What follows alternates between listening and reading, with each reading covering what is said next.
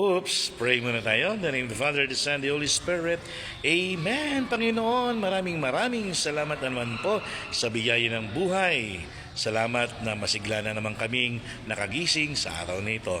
Panginoon, patnubayan mo kami sa aming mga pupuntahan, maging ligtas nawa ang aming mga biyahe sa eskwelahan man yan o trabaho, naway maging mapayapa ang aming araw sa araw na ito.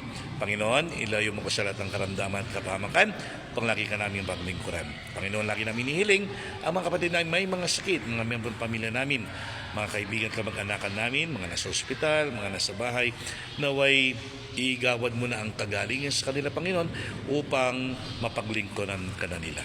Kaya hindi naman kapatid namin may mga OFW, mga pamilya namin, mga kaibigan, kamag-anakan, naway lagi nawang makita ang iyong presensya sa lahat ng kanilang mga ginagawa.